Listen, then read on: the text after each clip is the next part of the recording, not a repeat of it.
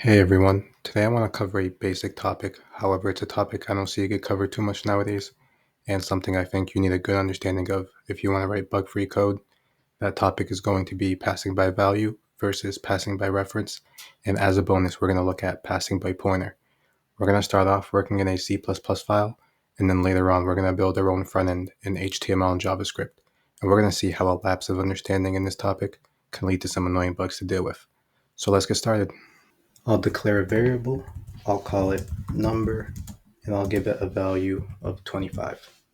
So straightforward code, but what's important to note is that somewhere in our program's memory or stack memory, we will have an address, and at that address, we will have the value 25. So we can actually print out the address and the value of the variable with the printf function. So I'll say number at memory address, and for an address, you need the p specifier has a value of, and for an integer, you need to use the d specifier. If you want to work with the address of a variable, you need to use the ampersand symbol and then the variable, and then we'll just pass in the variable for the value. So let's recompile our code and see what we get. So as we can see here, number at memory address, some hexadecimal value ending in C6C has a value of 25. Straightforward, but what happens if we were to declare a new variable? Let's call it number2, and I'll give it a value of the number variable. And let's actually create a duplicate printf call, but instead of passing in the number variable, I'll actually pass in the number2 variable, so we can both get the address and the value of these two distinct variables. Let's recompile. Let's actually add an end line here so we can see this clearly.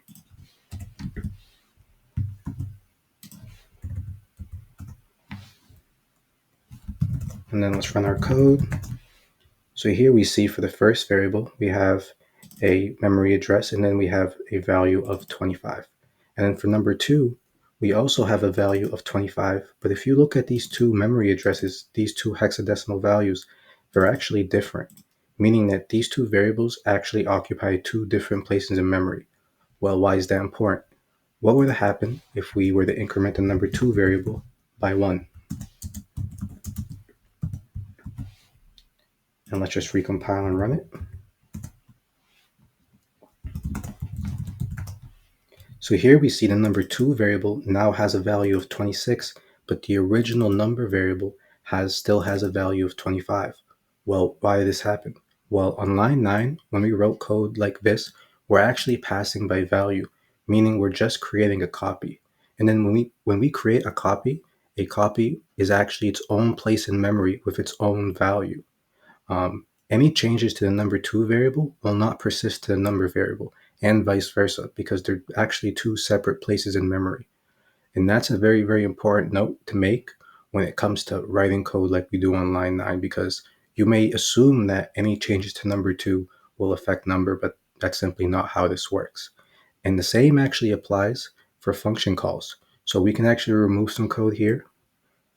I'll remove these lines of code. I'll remove this as well.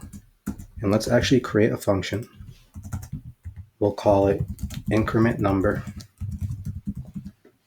It'll take in an integer. I'll call it number.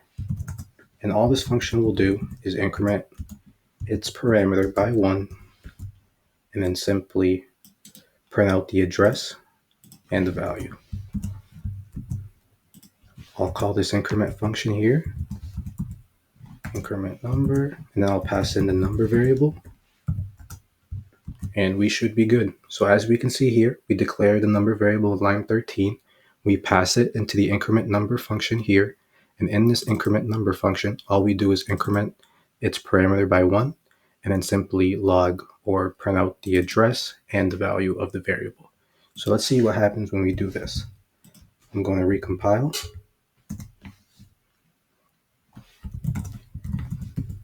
And let's run our code.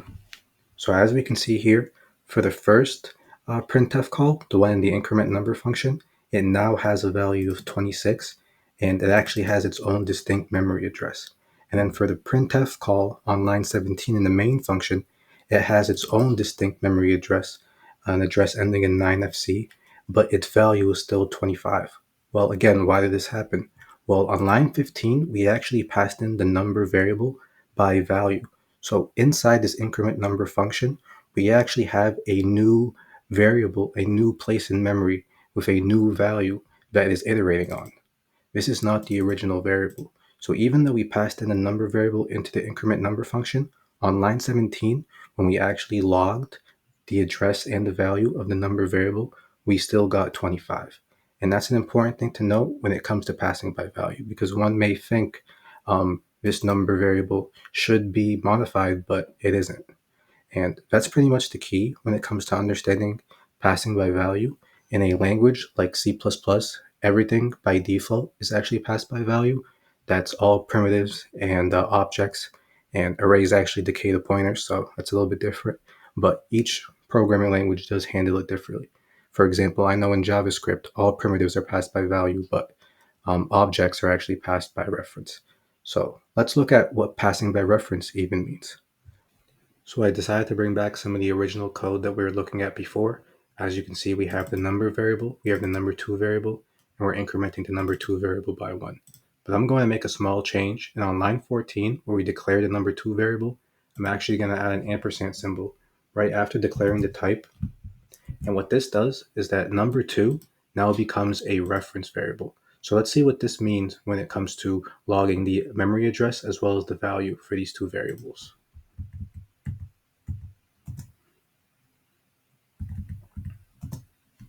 So as we can see in the console, for these two variables, they both have a value of 26.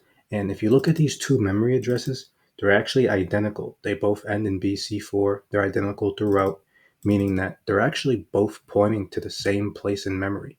So when we pass by reference, we're not creating a memory address and a new value in memory. We're actually just creating an alias to an original variable that itself lives in memory. So when we write code like we did on line 14, any changes to number 2 will persist to the number variable and vice versa. It's because they're both pointing to the exact same memory address. So any type of operations on either one of these variables are effectively going to be affecting the same thing. They're going to be affecting themselves because in reality, they are the same thing. They're both pointing to the exact same place in memory. And that's the key difference between passing by value versus passing by reference. And we can also actually look at this when it comes to making function calls. So we can pass by reference for functions. So what we'll do is that we'll remove the line 14, or I actually don't need a lot of this stuff. I'm going to call the increment number function, and I'll pass in the number variable. And the only thing we need to change with our current code now is that in our function signature on line 6, in our parameters, we actually have to add the ampersand sign right after declaring the type, just like we did for the variable. And now this number variable is being passed by reference. So let's actually recompile and see what we get in the console.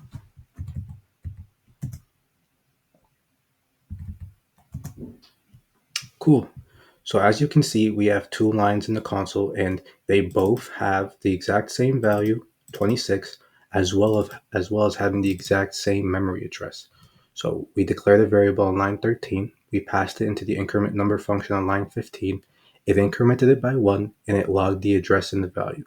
We escaped the increment number function. Then we ended up printing the memory address and value of the original number variable on line 13. And they both match up specifically. And that's because we passed by reference in this circumstance. And that's essentially going to be the key difference between passing by value versus passing by reference. You can think of passing by value as creating a new copy of a variable. It loads it a separate place in memory. It has its own memory address. It may have the same value, but it may not have the same value for long, depending on what operations you run on that variable. While passing by reference is essentially just creating an alias. It's really just a different name for the same thing. So even though we passed in the number variable into a function, since we actually passed this and we added the ampersand sign, we're passing by reference now. So when we incremented by 1 and we escape the bounds of this function and hit line 17, we still get a value of 26 because what increment number was doing was incrementing the number at the exact same memory address of what would be present on line 13. And I think that's the key difference between passing by value and passing by reference. Just one thing to note, and I mentioned that for a bonus, we'd look at passing by pointer. Really, passing by reference is an abstraction of using pointers. A pointer is really a variable that holds a memory address. So let's look at that now. As promised, we're going to spend some time looking at passing by pointer. I think it probably deserves its own video, but let's start and let's declare a pointer to this number variable. If I want to declare a pointer, I first have to see what type the pointer is actually going to point to. So for us, it'd be an integer. And right after declaring the type, we add an asterisk, designating that this is actually a pointer to an integer. We're going to call it number pointer. And if you remember what I said before, a pointer is simply a variable that contains a memory address. So it wouldn't make sense to pass in number like this. We actually have to pass in the address of number. And when we do that, we have now created a pointer.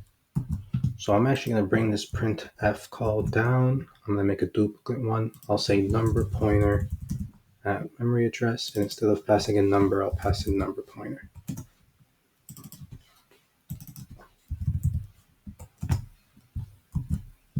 Cool. And I actually need to change this to P. We'll see later. Let's recompile. Let's run our code. So we can see that for the original variable number, we have a distinct memory address ending in A3C, and then a value of 25. Seems pretty straightforward. But for number pointer, we see it has its own memory address, A30. That seems like a distinct memory address. And then its value is also a memory address. But if you look at the value of this memory address, this value is the exact same as the memory address of the number pointer. Why? It's because we created a pointer, and a pointer is just a variable that contains a memory address. And for this situation on line 15, the value is simply the address of number. So let's see how we could use this to make changes to the number variable. So what we can do when we have a pointer is that we can do something called dereference a pointer. Dereference meaning go to the value of the pointer and then go into memory and grab the value located at the address of the pointer, or the value of the pointer. You have to remember the value of a pointer in itself is an address. So we have to, when we dereference, we actually have to go to the value of the pointer and then grab that value from memory. It can be a little confusing, but that's why I have it in the console to give us a better idea. So if we actually want to make a change to a number variable using this number pointer, what we can do is we'll dereference it, which is adding just an asterisk before writing the pointer. And then we can simply increment it by 1.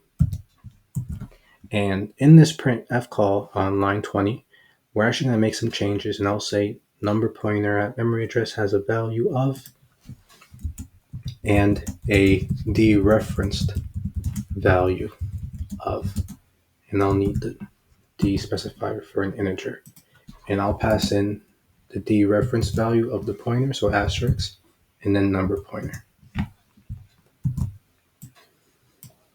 So let's actually recompile and run our code.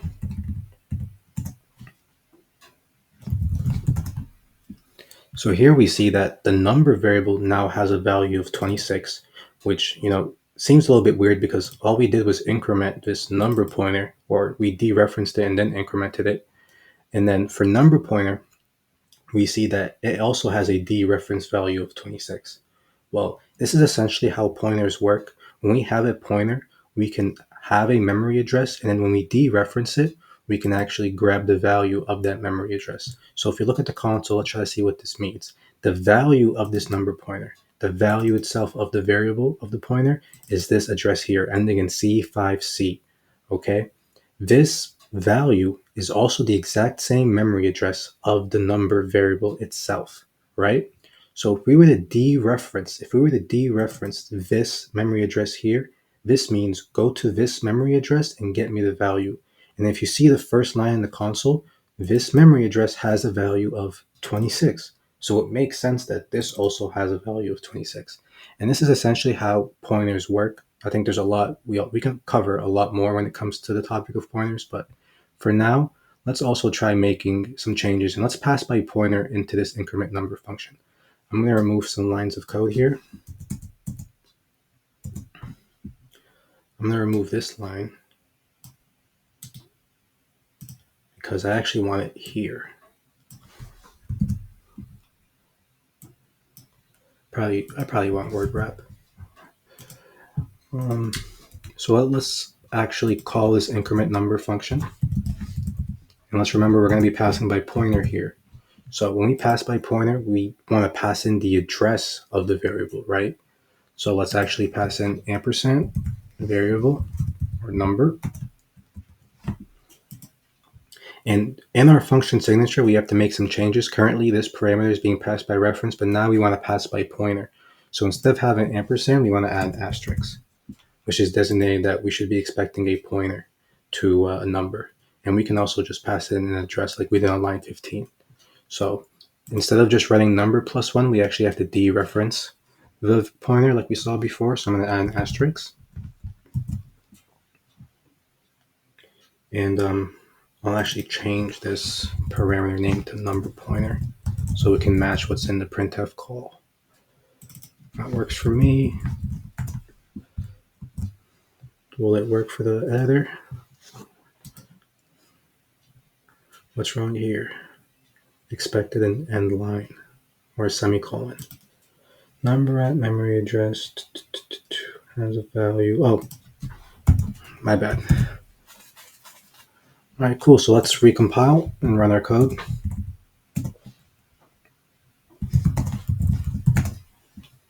So here we see number pointer at memory address, some memory address has a value, which is in itself a memory address, but this memory address matches the memory address of the number variable. It has a dereference value of 26, as well as the number variable also having a value of 26. So this is very, very similar to passing by reference, and this is why I said passing by reference is an abstraction of passing by pointer. This is what C++ is doing behind the hood anyways. So I think this concludes the lesson for passing by value versus passing by reference. And we also looked at working with pointers for a bit. I'd like to move on to the front end portion where we write some HTML and JavaScript, and we'll see how a lapse of understanding can lead to some annoying bugs. See you there. Let's now create our own front end. So we're going to need a couple of new files. I'll create an HTML file. I'll call it index. And I'll also create a JavaScript file, and I'll call it index as well. In this HTML file, let's write some really basic HTML. So the idea for this front end is that we're going to have essentially just two elements on the DOM. We're going to have an input element, we're going to have a button element. And what we want is for that every single time we click the button, we want the value in the input element to be incremented by 1. So let's start creating that. I'll create a div. In this div, I'll have an input element. And let's have type be number. Let's have the value start at the string 0. And then we need a, what's that last attribute? Is it read only? Yeah, read only. We don't want the user to be able to manually change the value in the element. And then let's create a button element. And for this button, let's just have click me. And let's actually add some IDs into these elements. I'll have an ID and I'll just call it input for now. Why not? And then for this button, I need an ID as well. I'll call it button. Pretty easy to remember. All right, cool. So let's actually open this up in the browser. Let's see what type of UI we have. Oh, look at that. That is sweet. So the idea is that we want to click this click me button, and we want the value inside this input element to be incremented. So let's start running some JavaScript. So the idea is that we're going to want to tag an event listener on click of the button. And when that happens, we want to run a function that essentially increments whatever value is in that input element. So what I'll do is I'll write document dot, I'll say get element by ID. I'll say button. I'll add an event listener on click. So I'll say click. And for now, I don't have a function, so I'll just pass in null. Let's create a function. Let's call it increment input element value. And we'll pass this function in here. So we're going to need to get the value of the input element. So what we can do is I can create a variable. I'll call it input value. And what we can do is I can say document.get element by ID input. And I believe the property should just be value.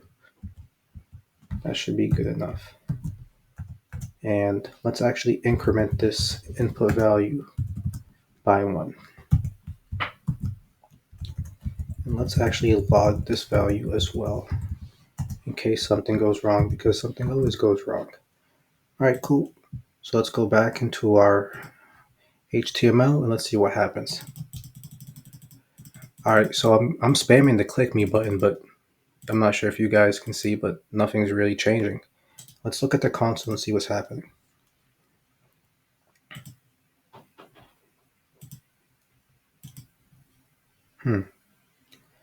Oh, don't tell me I didn't tag the JavaScript, did I? Oh, I did not.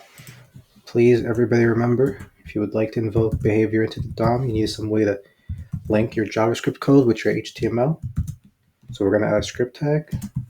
We're going to have a source attribute, and I'll go same directory index.js. All right. So that should be good enough. Let's go back. Let's do click me, and it's still broken. That's awful. Let's check the console, see what the console has. And it seems like the console just keeps spitting the value 1, but nothing's really reflecting on the UI. So why does this happen? Let's think about it for a second. Well, we spent some time looking at passing by value versus passing by reference.